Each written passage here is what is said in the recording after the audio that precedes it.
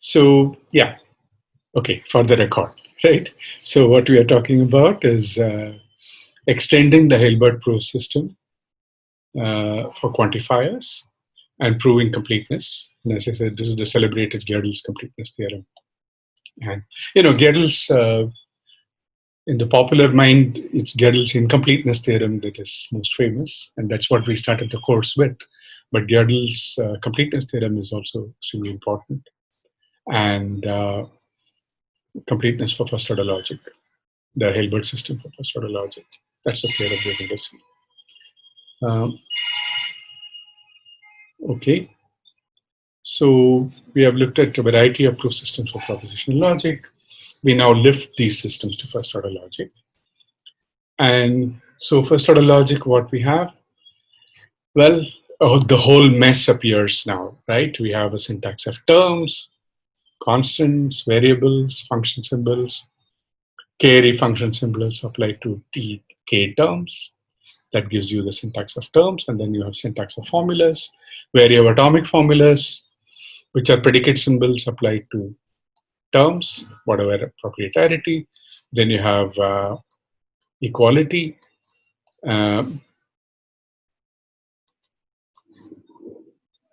negation, implication. Well, all the Boolean connectors, but like I said, we'll keep for Hilbert system, we have only negation and implication.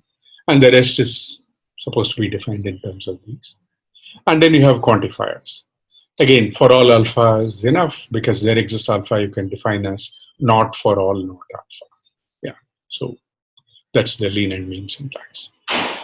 So this is the syntax of first-order logic. And so this is what we started everything with. We have semantics by looking at L structures, interpretations for constant symbols, function symbols, predicate symbols. That gives you L structures. With assignment for variables, you get models. And then in the model, you define the truth of the formulas. From that, we talk about the logical consequence relation, and then the reductive consequence relation as a way of, as an alternative to it. This is how we did this whole business. So we first discuss Hilbert-style proof system before taking up natural reduction and sequent calculus. So what is the problem? We are looking for a relation gamma turnstile alpha such that whenever you derive alpha from gamma, there is a proof of alpha from gamma. Alpha is indeed a logical consequence of gamma, and completeness. If alpha is a consequence of gamma, then alpha is actually derivable from gamma. This is all recap. So to show soundness, it's sufficient to prove that all axioms are valid and all inference rules preserve consequence. And there is this little mess about substitutional instance. What we call axioms are actually axiom schemas. So in general, you have to talk about substitutional instance of axioms. So you have to show that all substitutional instances of axioms are valid, but that's, very straightforward. And then your inference rules preserve semantic consequence. Now, we made one decision, namely that the only inference rule, we have only one inference rule, and that's modus ponens. And of course, that preserves consequence straightforwardly. So that's something that you don't bother with. And this is that sufficient. I mean, this proof of soundness is done by induction on length of proof. And this is what we did in propositional case. And the same thing holds in general, right? It has nothing to do with which logic. It has nothing to do with the syntax of logic. This is a more general statement about whatever logic you are dealing with. For completeness, you consider the contrapositive form. The way you prove it is that if alpha is not a consequence, if alpha is not derivable from gamma, then you show that alpha is not a consequence of gamma. So this gamma does not derive alpha is the same as saying gamma union negation alpha is consistent. And alpha is not a consequence of gamma is the same as saying gamma union negation alpha is satisfiable. So what is consistency? We call a set of formulas to be consistent if there is no formula alpha such that you can derive both alpha as well as negation alpha from gamma. So consistent basically means that you cannot get a contradiction. Contradiction means you are able to derive both the formula as well as its negation. And you say that the set is inconsistent, you can't find such a contradiction. So remember, our exercise was that to show that, and I think this was in the problem set as well, right? If alpha is not derivable from gamma, if and only if gamma union negation alpha is consistent. And this is just, you use the propositional axioms to show this. So basically all this says that a completeness theorem is equivalent to the assertion that every consistent set of formulas is satisfiable. So you take a consistent set of formulas and you build a model for it. And is there any question regarding this? I'm just recapping all that, but if you want me to go over anything particular, we can go over it. Is it all clear? This is just a recall of what we did earlier. Shall I go on? Okay.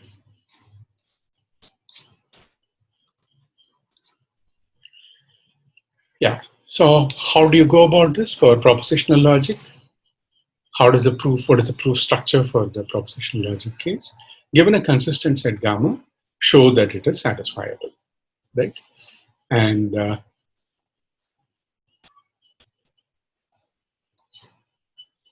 well, how do you do that? First, extend gamma to a set delta, which is consistent and complete, and then define a model based on delta.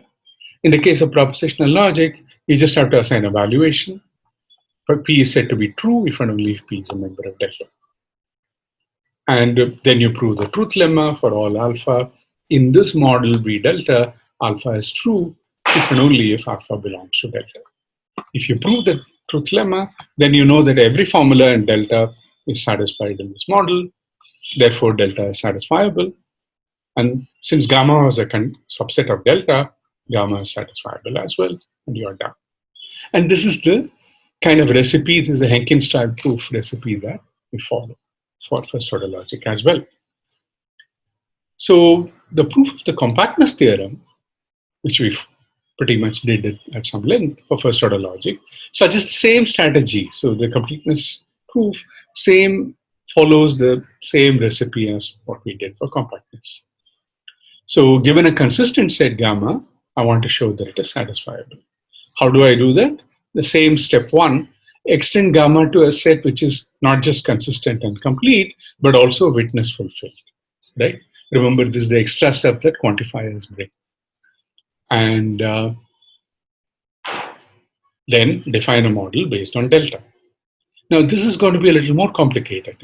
It's not just propositions being set to 0 and 1. There is a problem with equality. So what you do is define a relation on terms, a binary relation T twiddle T prime, if and only if T equals T prime belongs to delta. And now we show that this is a congruence. This is an equivalence relation, right? And then it's a congruence in the sense that if T1 is equal to T1 prime, T2 is equal to T2 prime, and so on, Tk equals Tk prime, then f of T1 through Tk equals f of T1 prime to Tk prime, right? So in the context of application of function symbols, the equivalence relation is preserved. In the context of predicate symbols, same thing. If T1 is equivalent to T1 prime, and so on, then P applied to T1 to T1 prime, T1 to Tk is in delta if and only if P with T1 prime, etc. is in delta. So this is what it means for it to be a congruence, and we show that. Then that gives us the handle. Then you take the equivalence class of terms and build a model. So the domain simply consists of equivalence classes of terms, and then add the tuples to the interpretation of P if and only if this predicate belongs to delta. So this is what it means to say it's based on delta. And then you prove the truth lemma. For all alpha, V delta satisfies alpha if and only if alpha belongs to delta. And then This tells you that delta is satisfiable and hence gamma is satisfiable. So this is really the proof strategy. Whatever we did for, you remember for FinSat, right? In the compactness case, you were given a set gamma where every finite subset is satisfiable, and you have to show that the set is satisfiable. For that, we did all this. Now we do the same thing with a consistent set. Now, remember, even at the end of propositional logic, this thing that I said, of course, you can also use the statement of the compactness theorem. And then you should be able to prove that every valid formula is in fact derivable, right? Then you can use compactness theorem to prove the completeness theorem. What does it mean, valid formula? That means there is no gamma, right? Take any formula that is true in all models, you must show that there is a derivation for it. Now, in the case of propositional logic, you can do a direct proof. You just look at alpha, look at the fact that it has got only finitely many propositional symbols, and you want to say that if there is got k propositions, look at all possible, k tuples of Boolean vectors. In each of them, it's true, and use that. Now, one of the exercises that I gave in the problem set 3 is maybe I should know. Okay, it's not. Yeah. So I think one of the exercises was to actually do a direct proof of that. Show that every tautology is actually derivable in the Hilbert system. This is the Carnap style proof, and there are enough clues there for you to actually do by induction on the number of atomic propositions. So once you have a direct proof like that, you can appeal to compactness theorem and do the completeness theorem is proved. Unfortunately, for first order logic, it's not clear at all how you will do. Even though alpha has single formula, valid means what? It's true in all models, right? This is not like in all valuations. You can't just look at alpha and guess some structure and then do induction on something or do. So it's not clear at all how you would go about doing the proof. So in fact, the route is what we have gone through, which incidentally will give you compactness theorem as a corollary, but you have a proof of completeness theorem in the line that I was just talking about, where you start with a consistent set and actually build a model for it. So this is the recipe, and so how do we do the proof? Well, the first part, given a consistent set, you want to extend it to a consistent complete set. Complete means that for every formula, it's got, either the formula belongs to it or the negation of that formula belongs to it, right? Now, okay, and that's a straightforward matter, as we have seen. Enumerate all the formulas at every stage. If you want to add it, check that the addition preserves consistency, then throw it in. Then sooner or later, one of the two formulas will come, and you can prove that for every formula, if gamma is consistent, then for any formula, either gamma union alpha is consistent or gamma union negation alpha is consistent. You can always consistently add one of them, and that ensures completeness. But witness fulfilled, what does that mean? It means we say gamma is witness fulfilled if whenever an existential formula belongs to gamma, where exists alpha belongs to gamma, we also have alpha with x replaced by t belongs to gamma for some term t, because we want to build a term model, right? For a term model, existential, if you say there exists x, there has to be some term in the language witnessing that existence, right? So therefore, there should be something like this for some term t. In fact, it should be some substitutable term, right? So this is what we want. But how do we find such a term?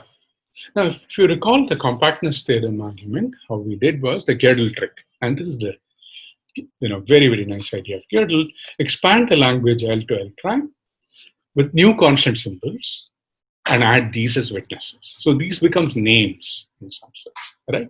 So that whenever, so the key lemma is that whenever you have a set of formulas, an alpha, a formula, such that it's the constant symbol C that does not occur either in gamma or in alpha. Then, if alpha with x replaced by C is a consequence of gamma, then for all alpha, this is for all x alpha, right? Obviously, for all alpha doesn't make sense. So this is generalization from constants. If alpha is a consequence of gamma with x replaced by C, then for all x alpha is a consequence of gamma. This is the key lemma. And you can now use this because whenever you've got, there exists x, again, that's a mistake there, and because of that, there exists x alpha belongs to gamma. Note that if you cannot consistently add alpha with x replaced by C, right? What does that mean? That is adding gamma, you've got gamma as a consistent set. If by adding, one moment, I have to wait for the, it's too loud.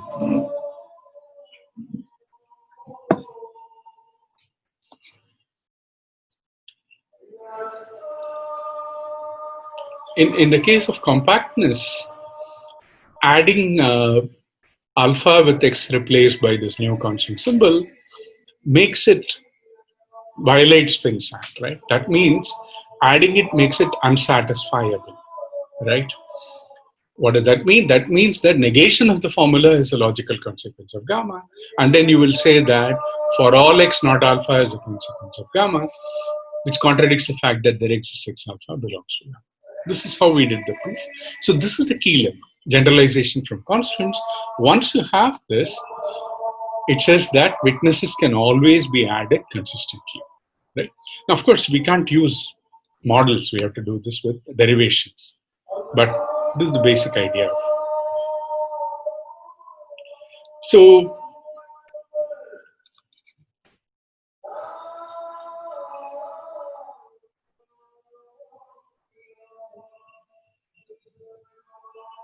yeah.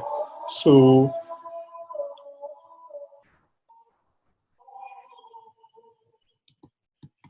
from gamma, we constructed this delta by adding witnesses. And then finally, we showed delta is satisfiable. But when you say satisfiable, what you're constructing is an L prime model. Right? L prime is the expanded language. Remember, for the language L, you have L structures. For the language L prime, you have L prime structures and L prime models. And that's what you have got.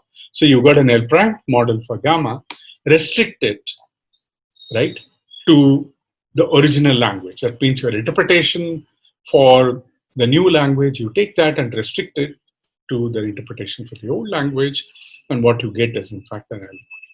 So this is the Godel trick, and it works very nicely. So we need to do something similar. So now, of course, this is how the proof is done in many texts. And but what we will see is, I'll introduce a slight variant, which is our own trick, which is to say that, look, after all, you don't have to mess with this expanded model and expanded language and restricting the language and all that. It's perfectly all right to work within the same language. And for this, you make an observation. And what you realize is that I don't need new constant symbols. New variables work just as well as constant symbols. Now, how is a language defined? A first order language is defined. What are the parameters? Some bunch of constant symbols, some bunch of function symbols, some bunch of predicate symbols, right? And then to get the syntax of terms, you take a countable set of variables and do the whole business, right? Now, the variables are not part of the language, right? This is just part of the logical structure. Exactly like you have your connectives, quantifiers, and so on, you have variables. Variables are always there. And you can always use new variables. Now, where will you go for new variables?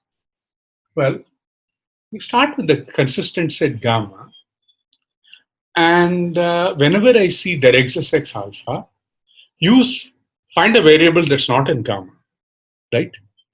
And use that as the witness.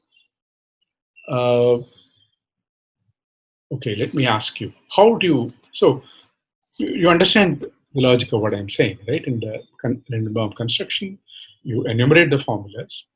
Anytime you see there exists X alpha, right? You're going to throw in alpha with X replaced by a variable Y that is not used in so far. Why would such a variable exist? Siddharth, what do you think? So because the set of variables is countably infinite, we can always bring in a new one. How? What do you mean bring in a new one?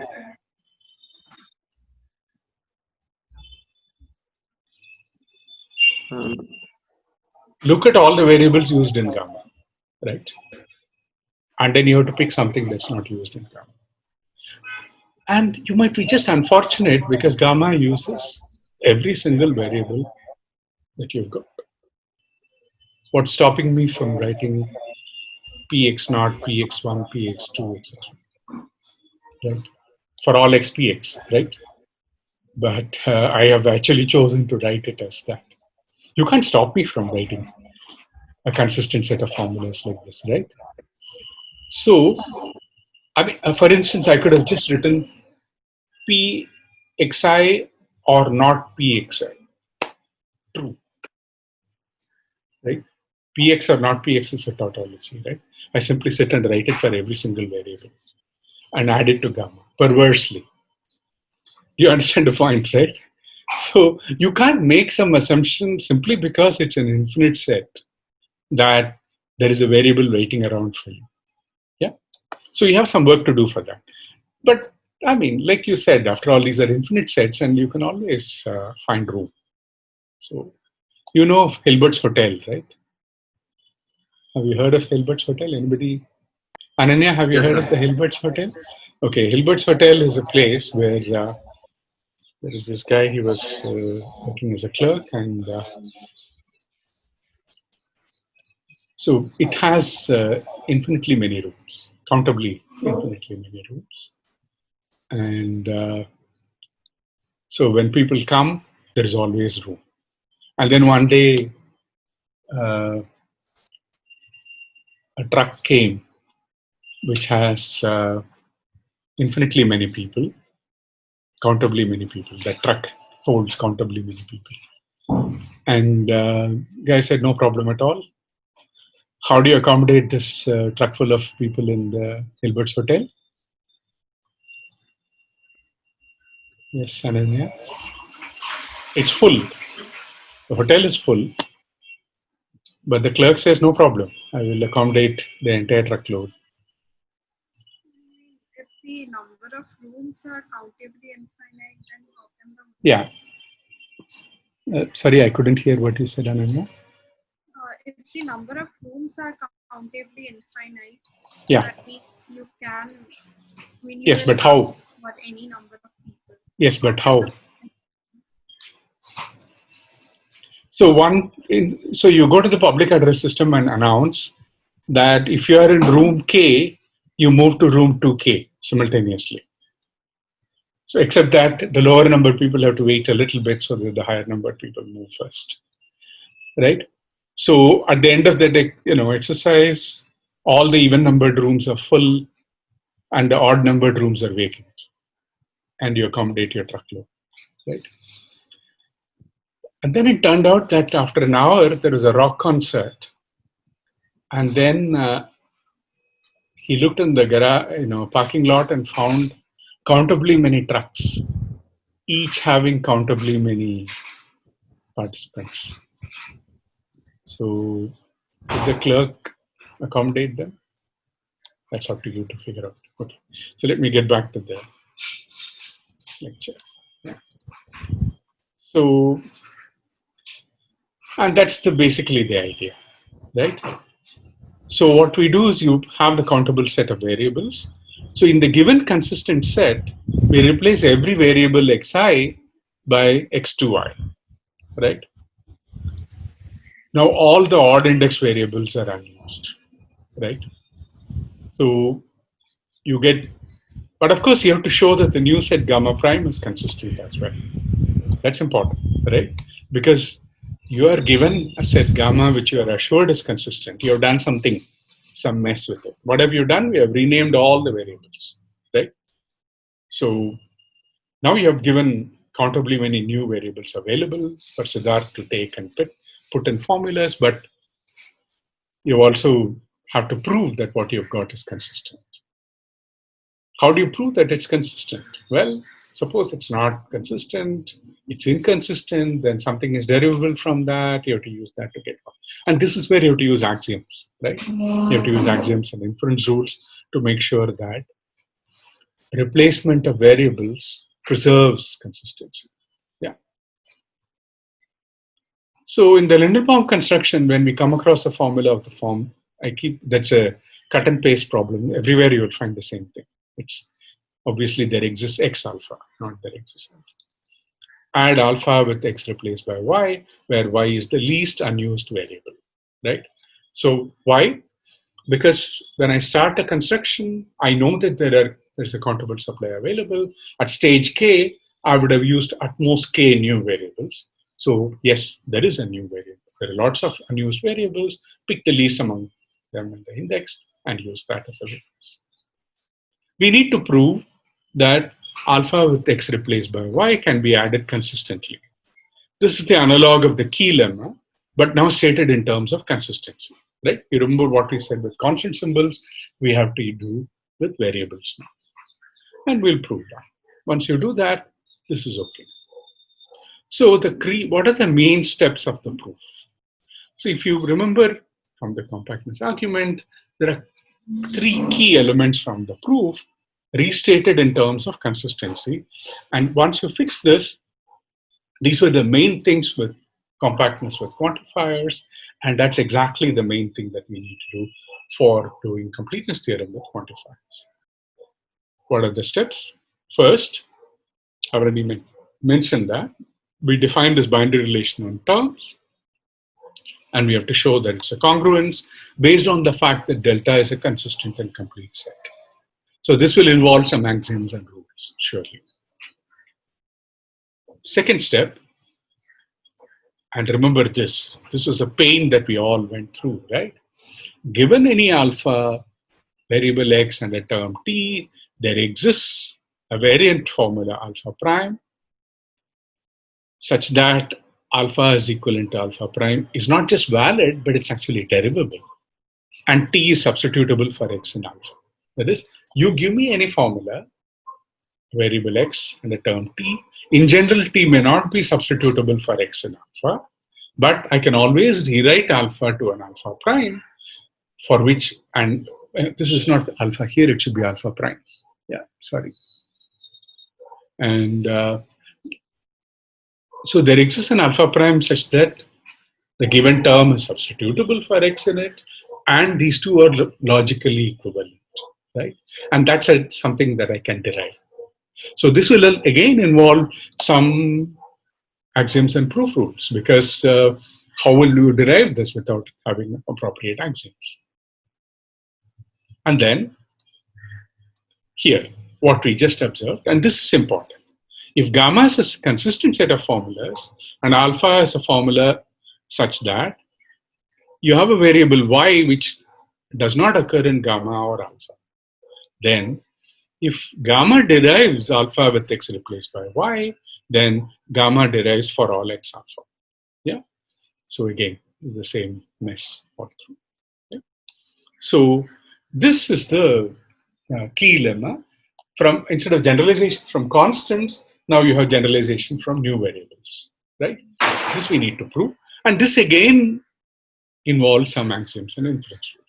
So if you come up with axioms and inference rules such that we can prove these, I mean, pretty much everything is done. All the steps are in place, and you can show that the system is complete.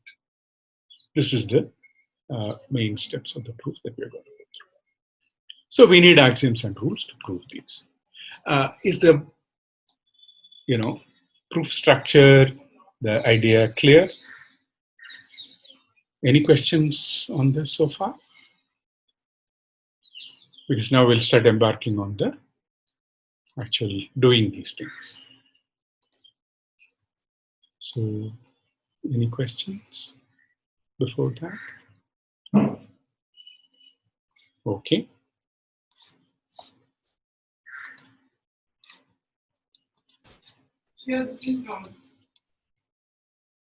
Okay. Recall. Now, what was for the propositional logic, what was the Hilbert system? We had three axioms. Alpha implies beta implies alpha. Alpha implies beta implies gamma implies alpha implies beta implies gamma. And then reductio ad absurdum. Not alpha implies not beta implies not alpha implies beta implies alpha. With these three, we could prove the reduction theorem. And we could also show the explosion property. And, with these three, pretty much, so basically what you need in the truth lemma, that, a propositional formula alpha belongs to delta if and only it's true in the model. All this takes care of it. And note that these rules are axioms, the axioms and rules are sound for first order logic as well, right? By which I mean these alpha beta are schemes. You can substitute any formula. Earlier you could substitute any propositional formula, but you can substitute any first order formula here and still soundness is maintained. That is, this formula is valid even if you put any first order formula alpha beta. And that's very easy to see, right? Take any model M. Suppose this is not true in that model. That means that model must make alpha true and it must make beta implies alpha false, which means it must make beta true and alpha false. So it makes both alpha true and false. So that's not possible, right? Now, this is nothing to do with the fact that whether you're doing first order or propositional logic, right? I mean, the thing is absolutely the same. So as long as you have the classical meaning for negation and implication in your logic, whichever logic that you're talking about, this is a valid formula. And so this is how you build Hilbert style proof systems, that you have something for an underlying logic. And this is where we are using the monotonicity of the consequentialation. If you remember, the monotonicity of the consequentialation says that if alpha is consequence of gamma, I add more stuff, alpha continues to be a consequence of the larger set. So you can build up conservatively. So we know that our axiom system, I can always keep these axioms and this rule, and at least the propositional fragment of first order logic will work fine. Do you understand what I'm trying to say? All those things that I proved, properties of consistent sets, properties of consistent and complete sets, everything holds for this logic as well. Is this clear? Yeah. I mean, there is absolutely no reason for any of them to become false now, because propositional logic is contained in this logic. Yeah. And these are independent of what atomic formulas you have got, right? Everything else is identical. So the axioms are only schema, and they stand for infinitely many formulas obtained by substitutional instances. And the substitution instances are first order formulas. Now, for instance, what I just said, I mean, I can write something of the form alpha implies beta implies alpha, right? For all x px implies q y z implies for all x px, where this is alpha and this is beta. And this is an instance of the first axiom, and this is valid, right? Now, note that substitutions like this instances may come with free variables, right? This is not a sentence. This is a formula with free variables. It doesn't matter. It's still valid, right? This continues to be a valid formula. Any model M, it doesn't matter whatever assignment of free variables that you've got, it doesn't matter, must make this true, right? Because the truth of this formula only depends on the fact that you can't make this for all x px true as well as for all x px false. That's all. So, and this is, if you think about it, it's funny stuff. But what is very extremely nice is that you can actually conservatively build the whole edifice. So whatever we did goes through like a dream for all the things that we are doing now for first order logic as well.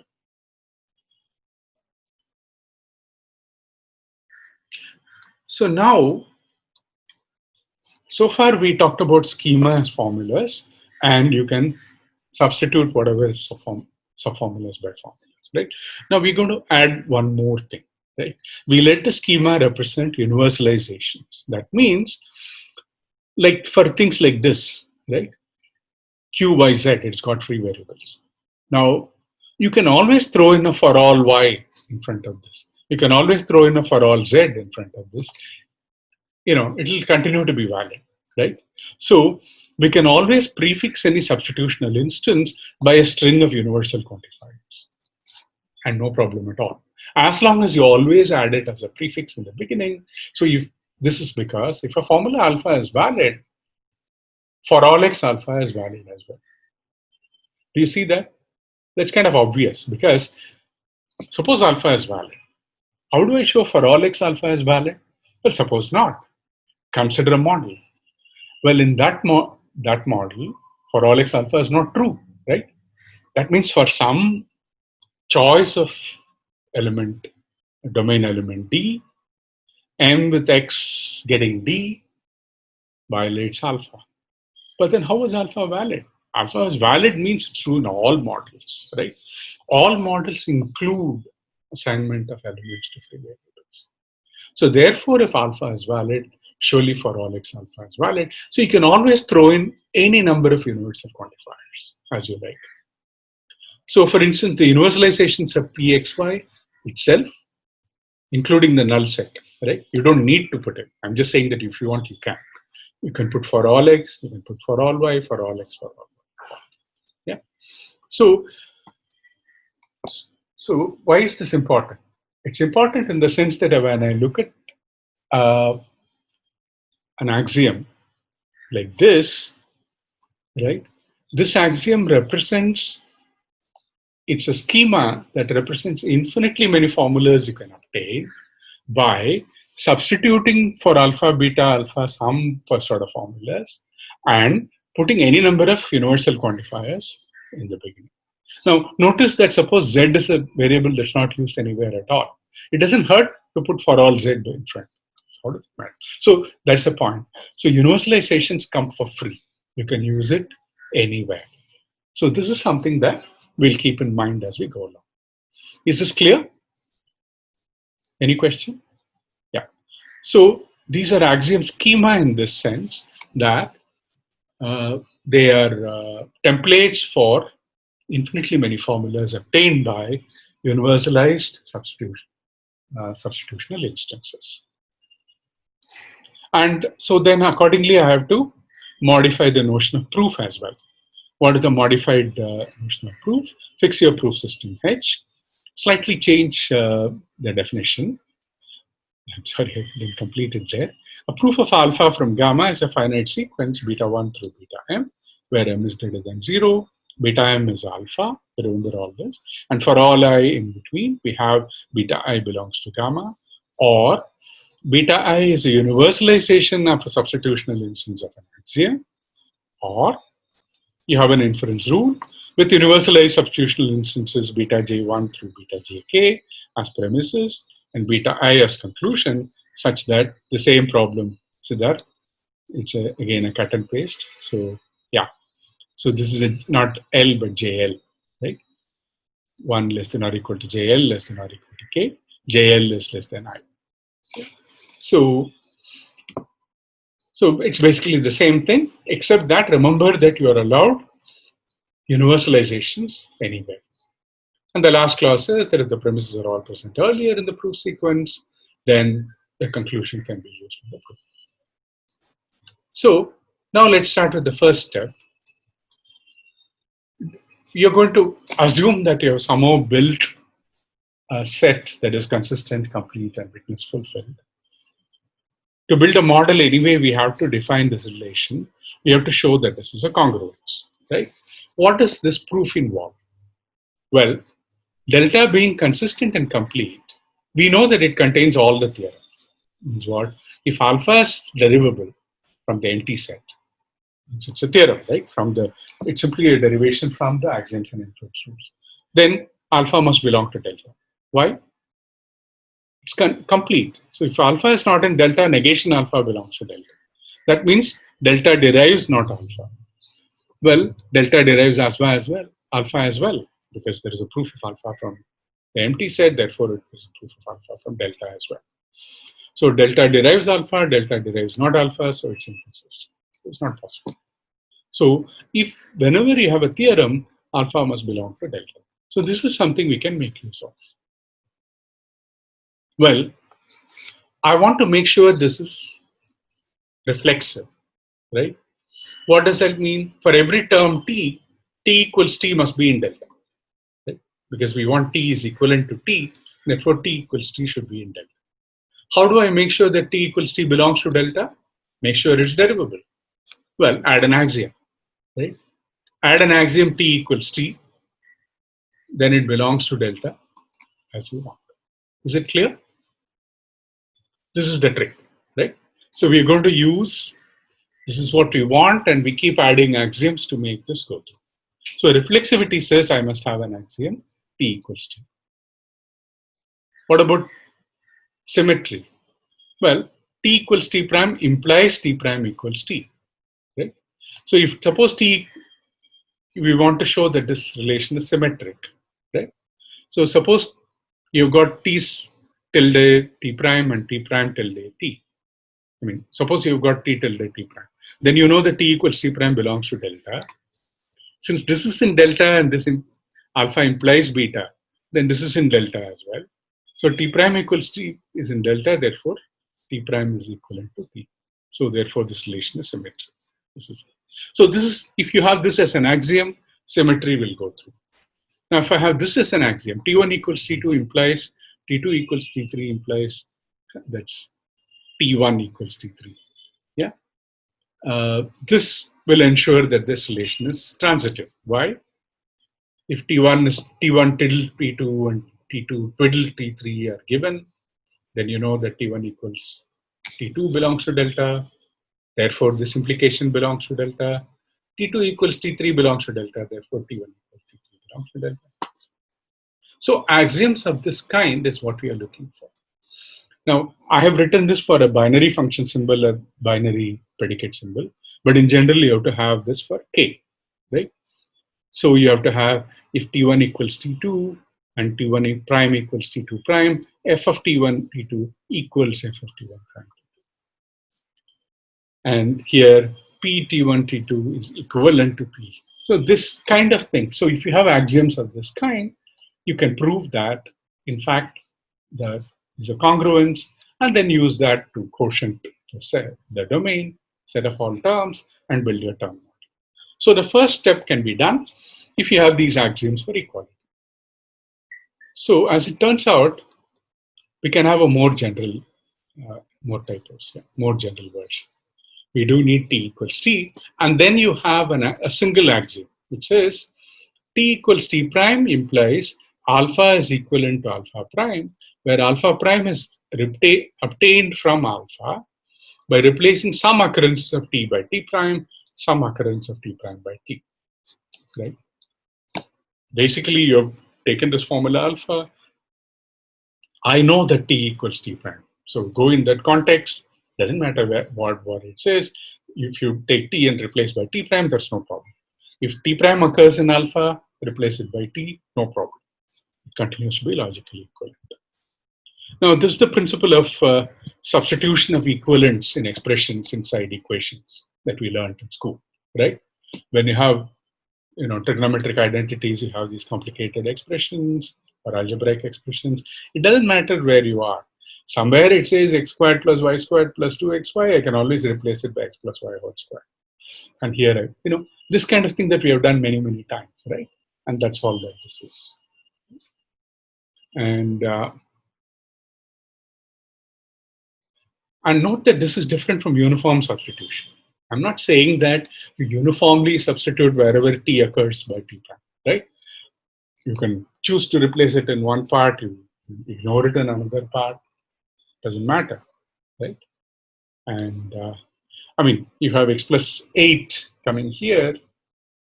One place you might replace it by x plus 5 plus 3. Another place you might replace it by x plus 12 minus 4. Doesn't matter, you know. And now you have to show that this is sound. And once it is, that means it's a valid scheme for every formula alpha. And then you can use it to prove the congruence proposition, right? That all these are derivable. Transitivity, symmetry, um, congruence with respect to function symbols, predicate symbols, all these can be. That's natural. Yeah, because f of t1 e t2 equals f. That's a formula, right? It's a matter of replacing. And similarly, predicate symbols and so on. Yeah. So is this clear? So this is the first step in our completeness proof. And this is something that goes through easily. Any questions about the first step? So once you have the axioms for equality, the first step of showing congruence is something we know how to do. Okay, let's get to the second. And this is the thing about alphabetic equivalents, as they are called, alphabetic variants, some people call them. What is it? We want for any alpha xt, there exists a term, there exists alpha prime such that alpha is equivalent to alpha prime and t is substitutable for x in alpha prime. This is alpha prime here. Now, how does one construct alpha prime? Remember, what is the problem? You are given a formula alpha, a variable x, and a term t. In general, t may not be substitutable for x in alpha, and you want to construct a formula alpha prime, which is logically equivalent, and but t is substitutable for x in it. How does one do that? By bound variable renaming, right? Rename all the variables in t having bound occurrences in alpha. Remember, those are the ones that clash. You look at the term t, it's got some variables. If those variables have bound occurrences in alpha, you know that they'll create problems, right? So what we want to do is to take those variables and rename them within alpha. That will give you alpha prime. And once you have renamed them, there is no clash and t is substitutable for x in that. That's all. So we need to show that the equivalence of the resulting formula can be derived in the axiom system. Right? This is the critical part.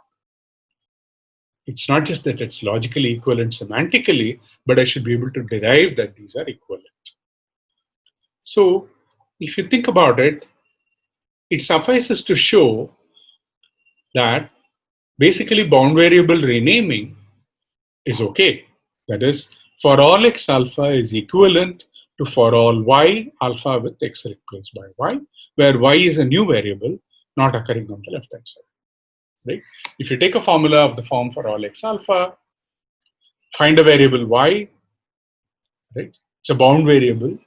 X is a bound variable. So you rename it by another variable y with replacement inside here. This is the bound variable renaming. And y is a new variable, not. And once you have this, this is all you will need for alpha prime. Systematically keep doing one after the other, and you will get your alpha prime. And at every step, you are preserving logical equivalence, and therefore this will be true. So this is all you need to do. But to make this derivable, you will need some axioms, clearly, right? Why else would this be derivable? Because from the propositional part, you can't derive this. From the equality rules, you can't derive this. So you need some new axioms. So what are the axioms that you will add to make this go through? And it's amazingly simple, and but something that requires the quantified axioms. So what is it that we want? We want for all x alpha is equivalent to for all y alpha with x replaced by y. Whereas I said y is a new variable not occurring on the left hand side. Actually, I claim that one direction is all that you need. The other direction, how will you prove? I'm saying it suffices to prove that the left hand side implies the right hand side. What about the right hand side implies the left hand side? Why don't I need to prove that?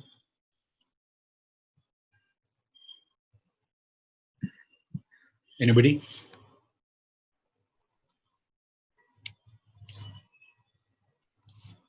Is the question clear?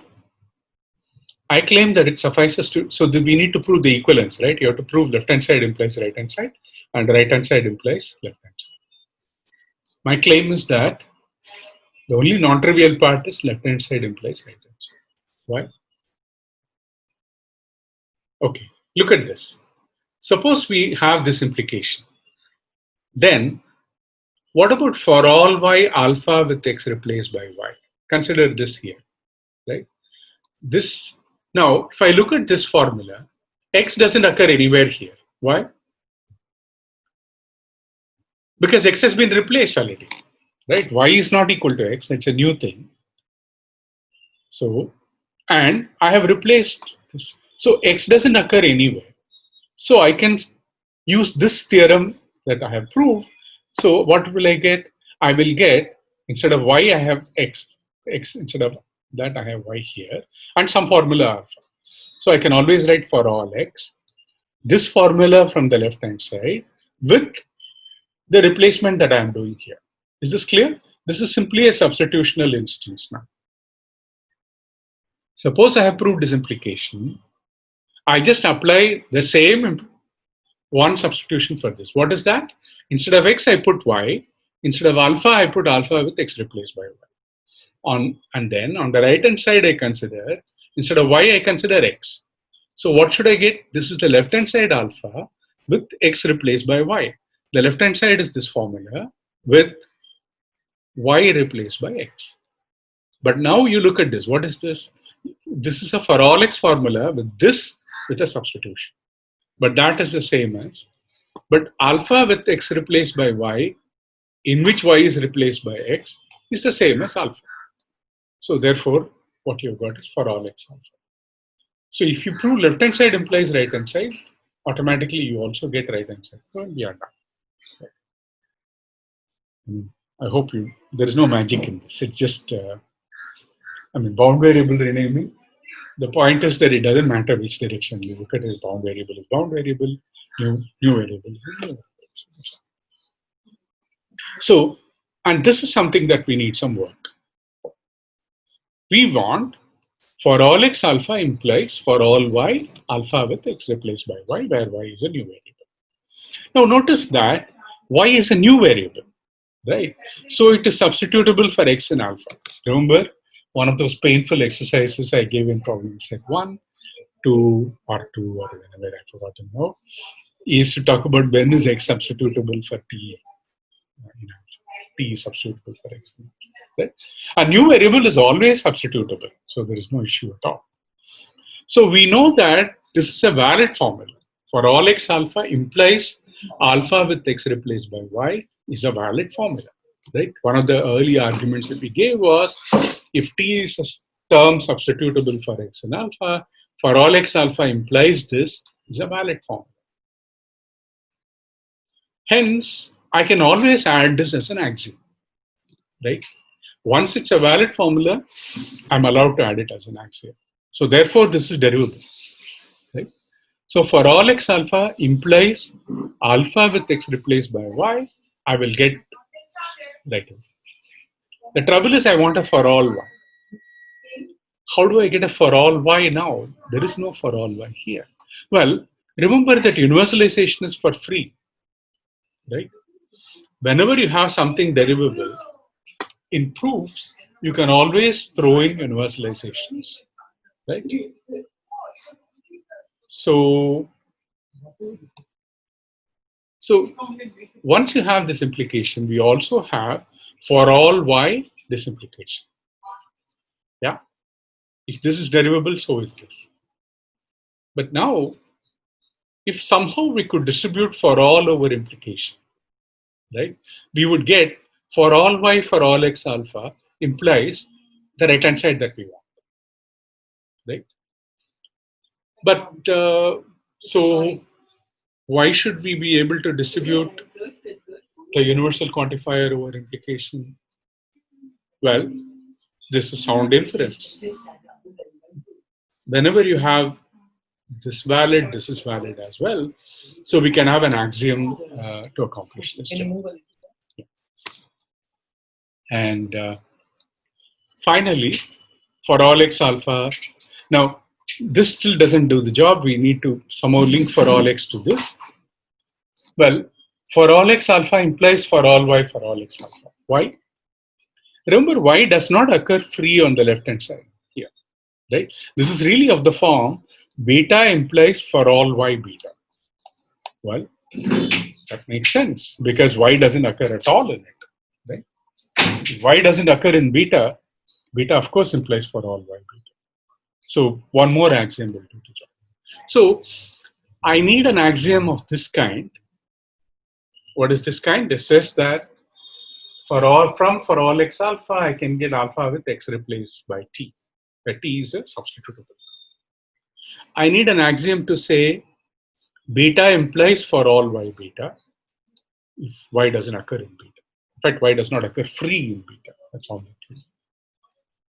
And we need somehow to distribute universal quantifier over implications. And these are exactly the quantifier axioms. So this alphabetic renaming exercise suggests 3 axioms. And the first axiom is for all x alpha implies alpha with x replaced by t for any term t substitutable for x alpha. Alpha implies for all x alpha where x is not a free variable of alpha. Right? If it occurs bound, who cares, right? It occurs free, that's a problem. Of course, right? If you have x equal to 3, it doesn't mean for all x equals 3, right? So if it's a free variable, we can't do this. But if it's not a free variable, who cares, right? So if alpha is true, then yeah. So this is a valid formula. And this validity is very important. Again, how do you show that this is a valid formula? Take any model M. Suppose it violates this. That means that the model satisfies alpha, but the model doesn't satisfy for all x alpha, right? Okay. But remember that the model satisfies alpha. And we have already shown that, yes, what have we shown? The truth of a formula in a model depends only on the free variables assignment, right? Assignment to free variables. X is not among the free variables. So it doesn't matter what is the decision made for x here. So here, if it's violated for some domain element D, it's not matter. These are two models M and M prime that agree on all the free variables of alpha, then they must both make it true or false. You remember one of the earliest propositions we proved was that if two models, given a formula alpha, if two models agree on based on the same interpretation, same structure, yeah, underlying structure is the same. If they agree on the free variables, they must agree on the formula, right? So since alpha doesn't occur free in this, then if these two models agree on them, they must. So please go through the proof of the validity of this formula to make sure that you understand this. And the third one is the distributivity of universal quantifier over implication. It says for all x, alpha implies beta implies for all x, alpha implies for all x beta. And this is a very reasonable one. And this is reminiscent of, if you look at these two, does it remind you of the Hilbert axioms for propositional logic? What was the first axiom for propositional logic? Beta implies alpha implies beta. So this is roughly similar in structure. There is a notion of combinators from which this falls. It's very similar. And then this one says, if you remember, alpha implies beta implies gamma implies alpha implies beta implies alpha implies gamma. So that implication distributes inside over implication. So similar thing is being said here. So Hilbert axioms always have very particular implicational structure, and that's very important. And this, and the only other thing was the reductio ad absurdum formula, and that is to do with the semantics of negation. And here, this is the semantics of, so this is the semantics of implication. That one was the semantics of negation, and this is the semantics of quantifiers.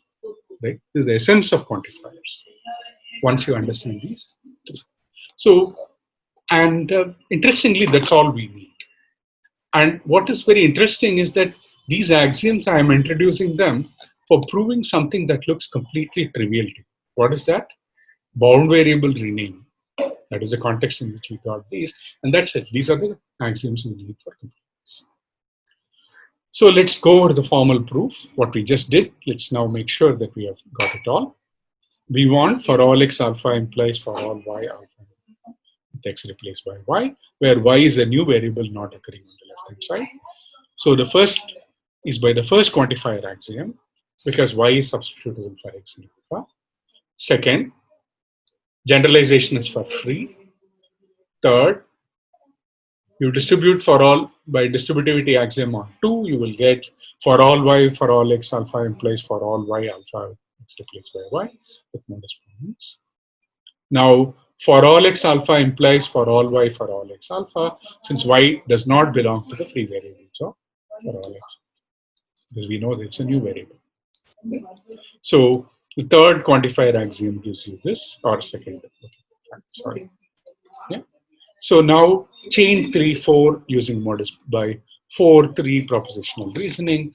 Alpha implies beta, beta implies gamma, therefore alpha implies gamma. And you get what you want. So all the 3 axioms are used. That's what I want you to realize. And they're used in an essential. Any questions related to that? Related to this so far?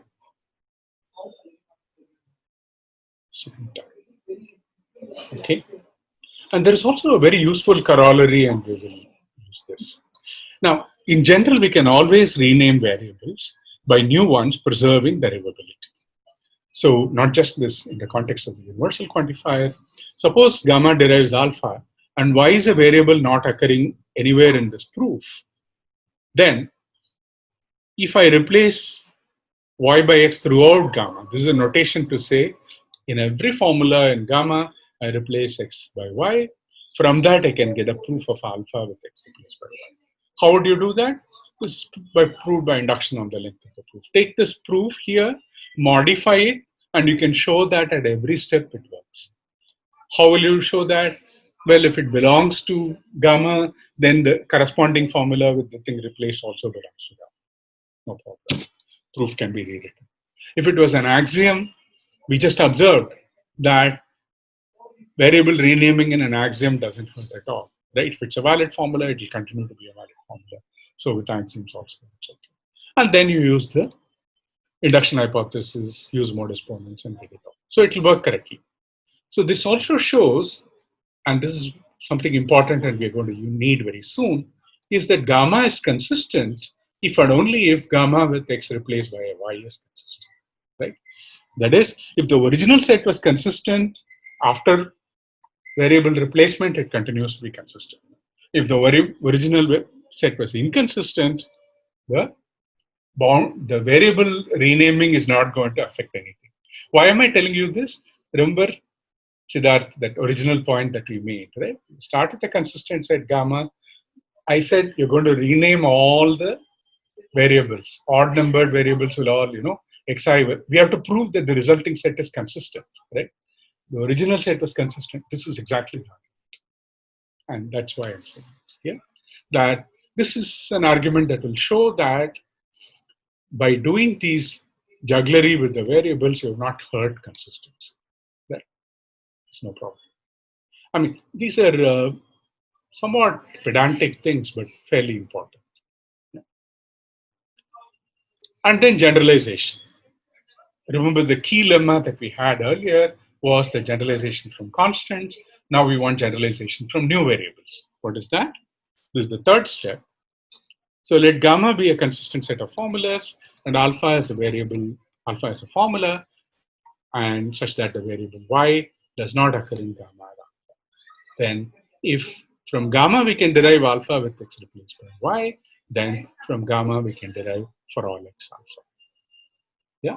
So this is this, the key lemma, which is what we had as generalization from constants earlier. Now we want to do that with new variables. How would you do this? Well, suppose let pi equals beta 1 through beta m be a proof, right? We know that there exists a proof. Let pi be the given proof. We will transform that proof as usual to a proof of this. Well, the claim for all I 1 less than or equal to I less than or equal to n, gamma derives for all y beta I. Y is the variable that is not. If I prove this, what will I get?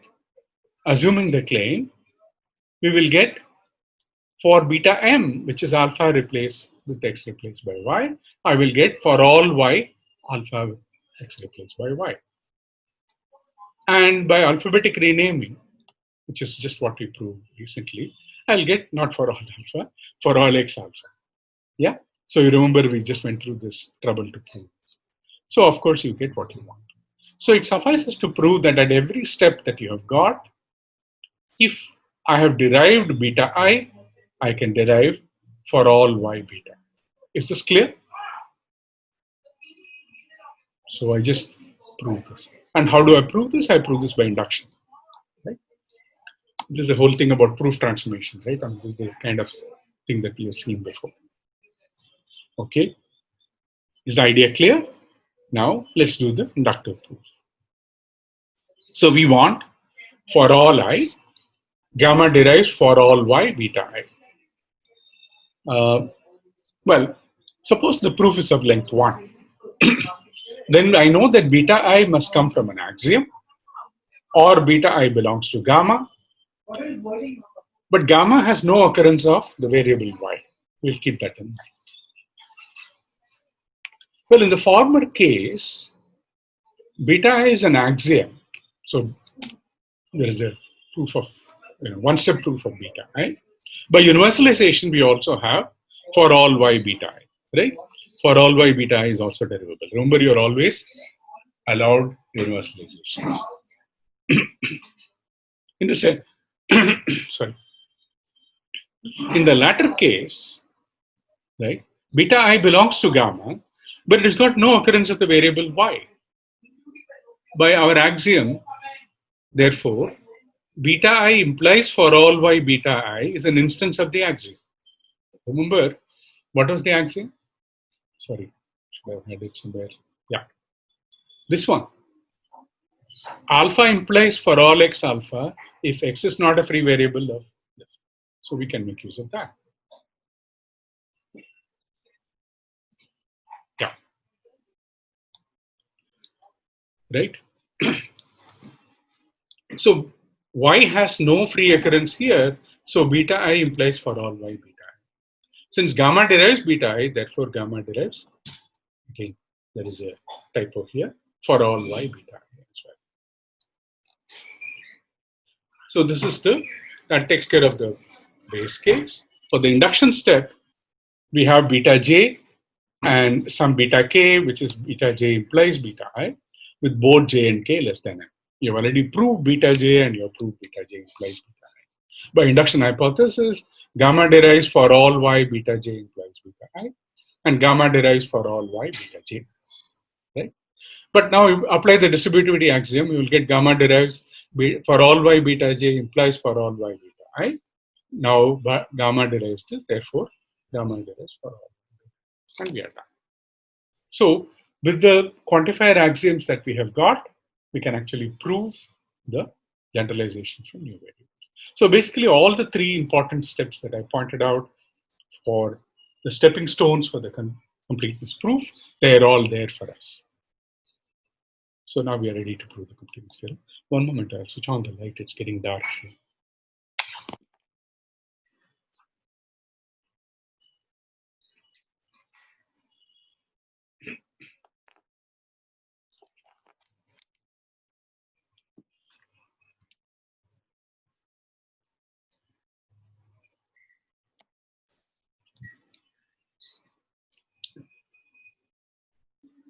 Okay. Yeah, so ready for the completeness theorem. So this is Godel's 1930 theorem. Given a consistent set gamma, show that it is satisfiable. I'll just go over the steps that we said, and we'll now go over the details of the steps for which we've got all the things in place. Extend gamma to a set delta, which is consistent, complete, and witness fulfilled. Define a model based on delta, for which first you define this binary relation and show that it's a congruence, and use that to define the interpretation for the predicate symbols, and then prove the truth lemma. So there's not V delta here, it should be model M delta. So what is the first step? You have a bunch of variables that is there. In the given consistent set gamma, replace every variable by xi by x2i. Right? Now all the odd index variables are unused. Now we want to show that the new set gamma prime is consistent. How do I show that? Well, some bit of trickery involved here. Suppose not. Let gamma 1 be a finite subset that is inconsistent. Well, let x2n be the first variable not occurring in gamma 1. Obtain gamma 2 by replacing in every formula of gamma 1 each occurrence of 2j by 2n plus j. Right? Basically, I'm shifting all the occurrences in gamma 1 to get gamma 2. What is the main advantage? Gamma 2 uses new variables not occurring in gamma 1. Right? So, by proposition on renaming of variables, gamma 2 is inconsistent. Right? Remember that when I use new variables and rewrite, one set is consistent if and only if the other is. So, gamma 2 is a finite set and that is inconsistent.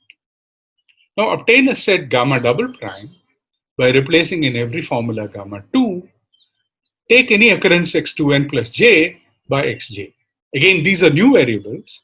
So, what I have done is now gone back to j, right? What will happen?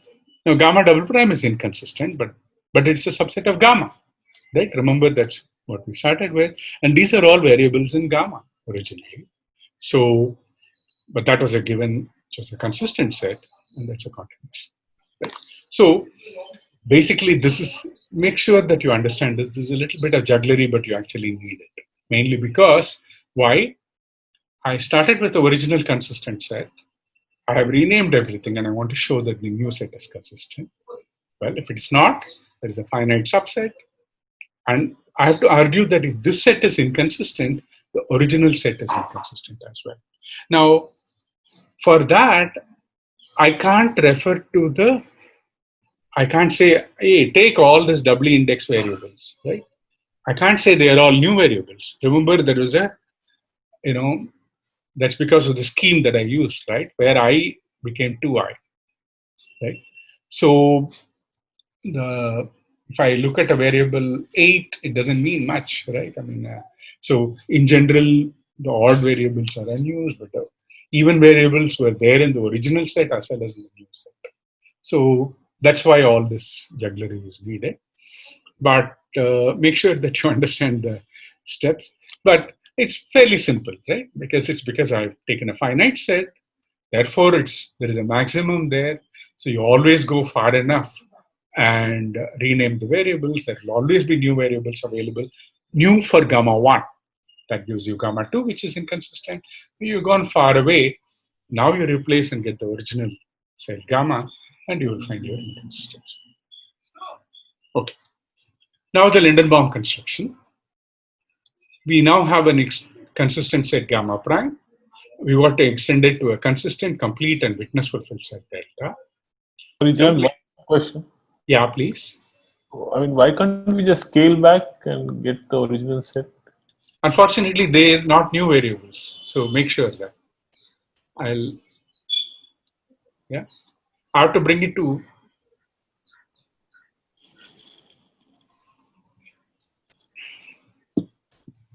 you think about it. There can be clashes. So, yeah. And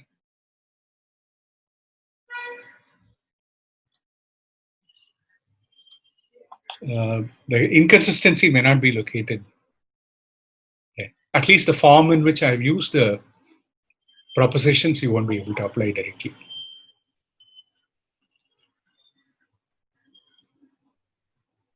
Okay, thanks. Yeah. So, bit of a trick. Any other question?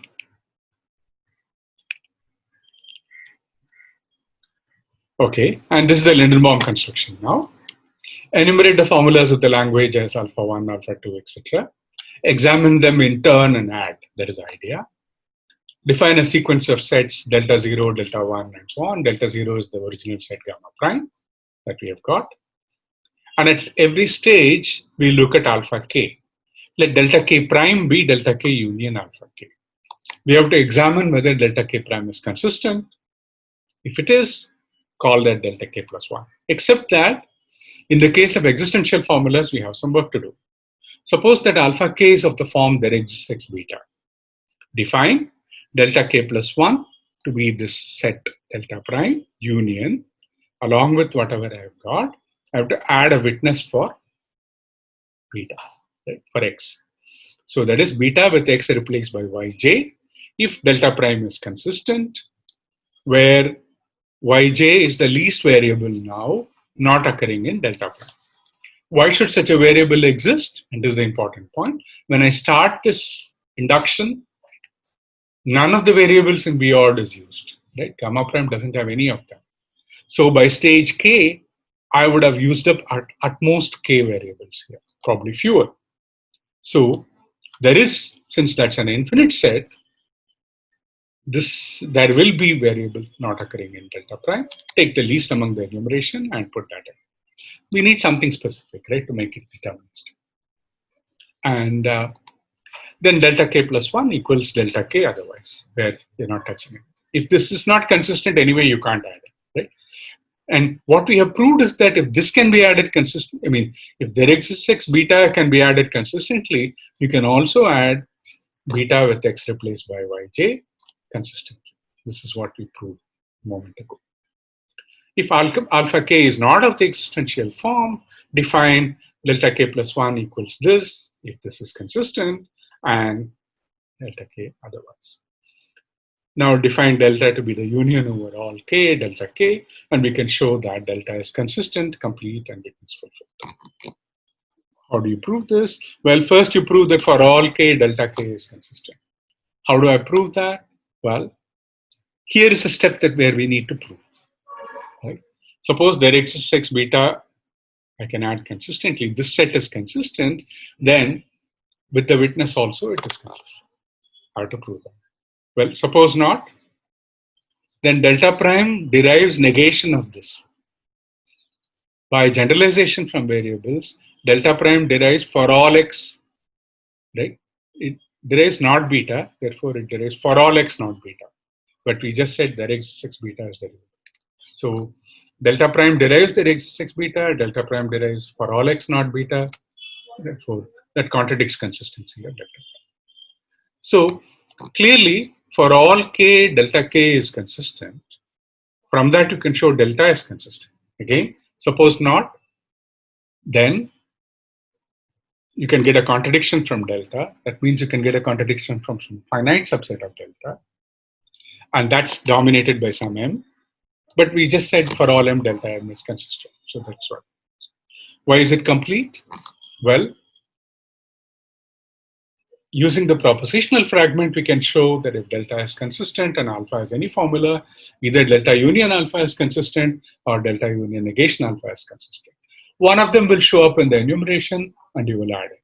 Therefore, for any formula alpha, either alpha gets into delta or negation alpha. Witness fulfilled is by construction. So now we have to do the model construction. Define the model m delta based on delta. What is that?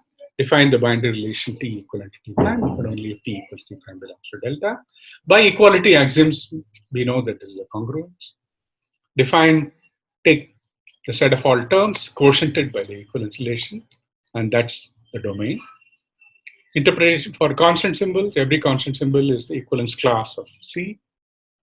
Interpretation of function symbols, well, it takes k tuples of domain elements, k tuples of equivalence classes, and then maps it to the equivalence class of f applied to this.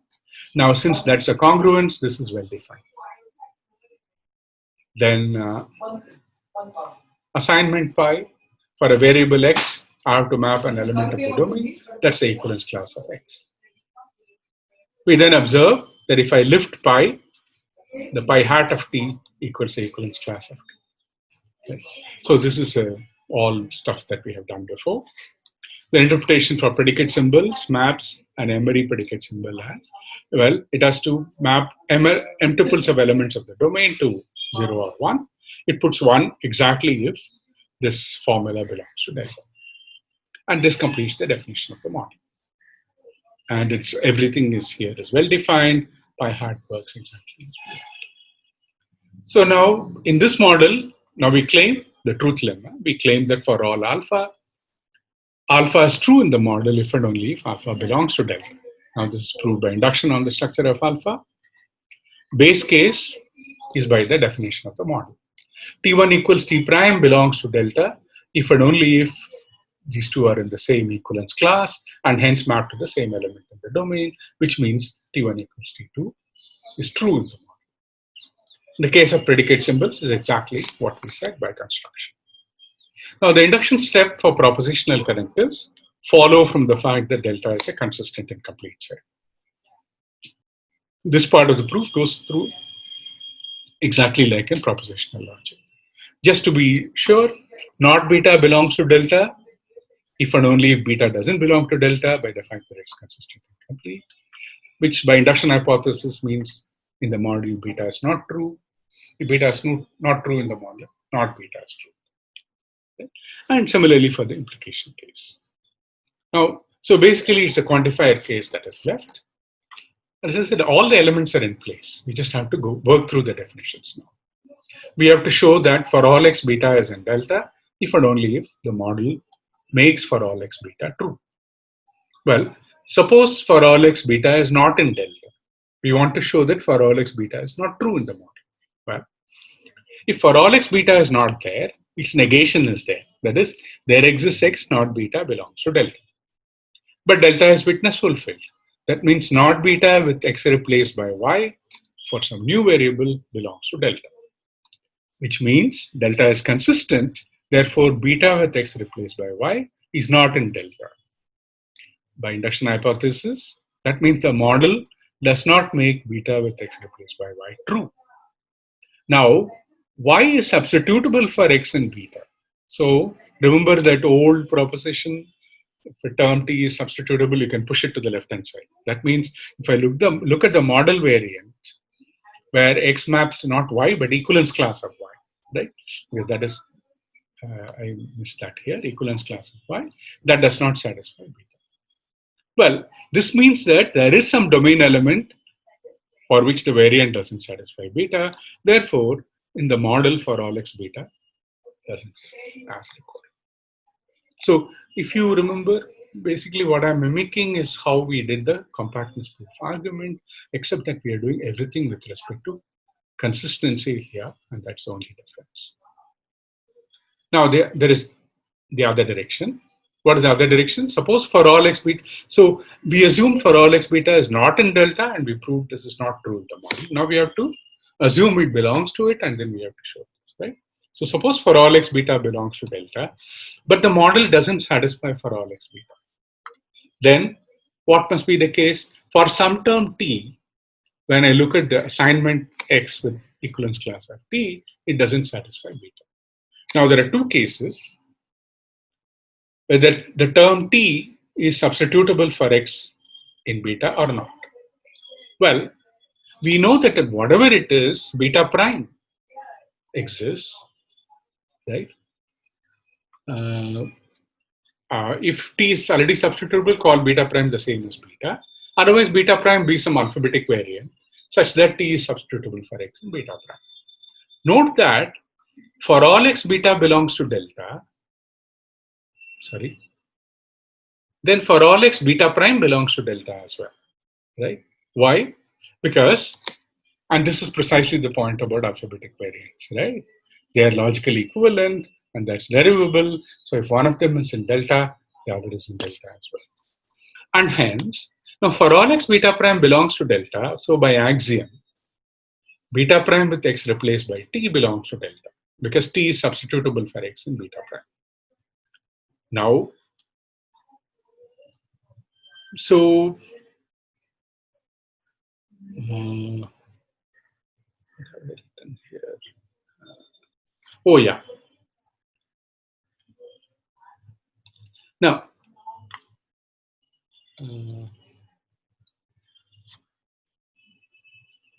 correct. Yeah, this doesn't satisfy beta, and t is yeah. So m delta does not satisfy. So basically here I've got beta prime here, and m delta does not satisfy this. And then by induction hypothesis, beta prime with x replaced by t does not belong to delta, and that's a contradiction because we have just proved that it belongs to delta. Okay. Yeah.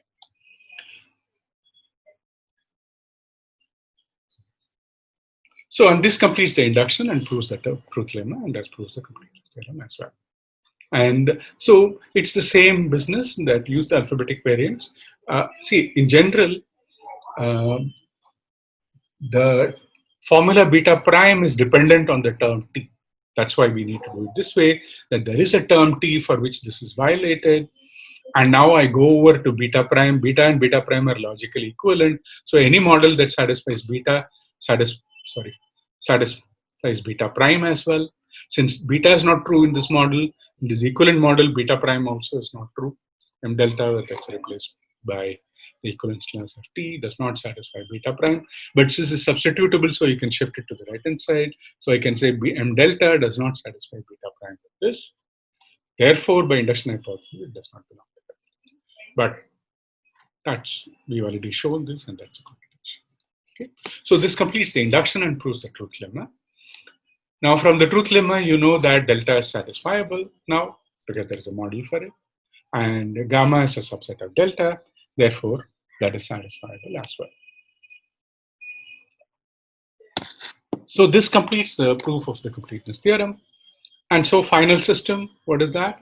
We have one inference rule following propositional axioms, which are the Hilbert axioms for propositional logic. Then you have two equality and three quantifier axioms. You don't need t equals t. You can just put x equals x. Okay. X equals x and t equals t prime implies, this is the notation that is normally used for what I said. And then the three quantifier axioms. So this is the Hilbert system for first order logic, and Godel's proof that this is a complete system. Well, now we use substitution and universalization as anywhere in proofs. Now, often if you look at the literature, some of the texts, you will find that these are introduced as explicit rules. The substitution rule for first order logic is very painful. You have to put, you state everything in terms of atomic formulas and use explicit substitution rule, which says how you can substitute. That's very painful. But generalization is very simple, right? If alpha is derivable for all x alpha is derivable. Now, there is this is another typo here. So there is also weak generalization that's used in many systems. You don't take this general form, but you say if alpha implies beta, then for all x alpha implies for all x beta. So this you can use instead of having this and the distributivity axiom. So use this rule. These are slightly different, and they are used for different purposes. Maybe I shouldn't go into details of this, but there are a lot of interesting variants of the Hilbert system. Okay, so let me stop.